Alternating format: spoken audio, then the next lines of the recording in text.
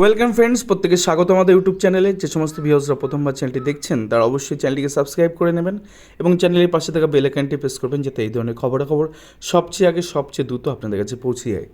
তো আপনারা জানেন যে জাস্টিস অমৃতা ম্যাডাম তার বেঞ্চে বেশ কয়েকবার প্যানেল প্রকাশ, অর্থাৎ 2016 সালের যে 42,949 রিক্রুটমেন্ট হয়েছিল এবং তার পরবর্তী ক্ষেত্রে 2020 সালে যে 16,500 রিক্রুটমেন্ট হয়েছিল, দুটি রিক্রুটমেন্টেরই প্যানেল তিনি দেখতে চান। তার বেঞ্চে প্যানেল প্রোডাকশানের তিনি অর্ডার দেন একাধিক মর্মে।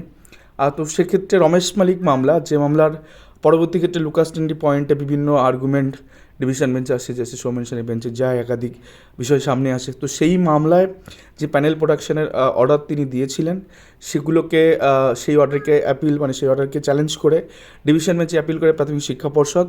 তো সেই প্রাইমারির 58,000 প্যানেল প্রকাশ মামলা আজকে লাস্ট ডেট, অর্থাৎ সেই যে এক্সটেনশন ছিল, স্টে অর্ডার ছিল, প্যানেল প্রকাশ করা যাবে না, তার লাস্ট ডেট আজকে দিন আছে 30শে এপ্রিল পর্যন্ত ছিল। তো গতকাল পর্ষদের যিনি আইনজীবী ছিলেন রাতুল বিশ্বাস, তো তিনি গতকাল মেনশন করেন এবং লিস্টেড করেন মামলাটা, এবং 4 নম্বর আইটেমে আজকে ছিল, যার MAT number 244/2023, Ramesh the state of West Bengal versus Ramesh Malik and others. সেই মামলা আজকে ডিভিশন বেঞ্চ একটি বড় রায় দিয়েছে এবং প্যানেল প্রকাশ মামলায় বিচারপতি তির্যক মন্তব্য জুড়ে দিয়েছেন মূল মামলাকারী, অর্থাৎ রমেশ মালিক মামলায় যিনি অ্যাডভোকেট অন রেকর্ড যিনি রয়েছেন, তো তাকে যিনি অ্যাপিয়ার করেছেন তাকে তির্যক মন্তব্য ছুড়েছেন।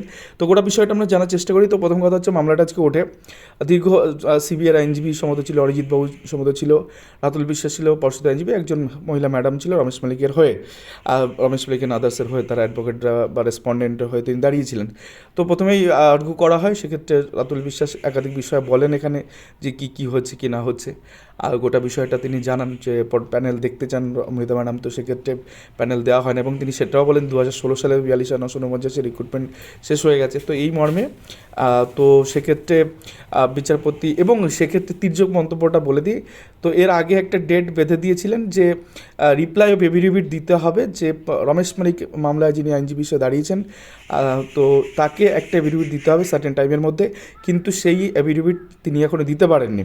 তিনি এর আগে টাইম চেয়ে নিয়েছিলেন, অনেক কষ্ট করে বিচারপতির টাইমটা বাড়িয়েছিলেন তার কথা শুনে, তো তিনি দিতে পারেননি। তো সেটা নিয়ে বিচারপতি তির্যক মন্তব্যটা এটাই ছোড়েন যে আপনার মনে হয় ইচ্ছা কিছু নেই এ মামলা লড়ার, আপনাদের গড়িমসি দেখছি, এরকম একটা ব্যাপার, এরকম একটা মন্তব্য তির্যক মন্তব্য করেন। তো সেক্ষেত্রে মন্তব্য সব পক্ষ শোনার পরে এবং সিবিআর আইনজীবীর পক্ষ শোনার পরে তিনি ডেট বাড়িয়ে দেন, এবং সেটা নেক্সট ডেট, অর্থাৎ এই ভ্যাকেশনের পরে 18/6/2024 থেকে মামলাটা লিস্টেড করার জন্য বলেন, এবং সেক্ষেত্রে প্যানেল এক্সটেনশন অর্থাৎ স্টেটাকে বাড়িয়ে দেন, সেটা হচ্ছে 30/6/2024 তারিখ পর্যন্ত স্টেটাকে বাড়িয়ে দেয়। অর্থাৎ এই যে 42,949 এবং তার সাথে 16,500 দুটো মর্মের যে নিয়োগ হয়েছিল, সেই দুটো মর্মে প্রায় 58,000 প্যানেল কিন্তু আপাতত আবার স্টেটা বাড়ানো হলো, সেটা হচ্ছে 30/6/2024, অর্থাৎ জুন মাসের 30 তারিখ পর্যন্ত 2024 এটা কিন্তু বাড়ানো হলো।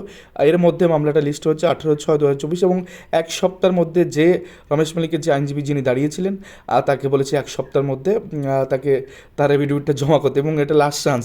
তো মোদ্দা কথা, ইঞ্জিনে যেমন তেল না দিলে চলে না, হাইকোর্টে যে সমস্ত মামলা চলে তার পয়সা না দিলে উকিলরা একটা কথাও বলতে চান না।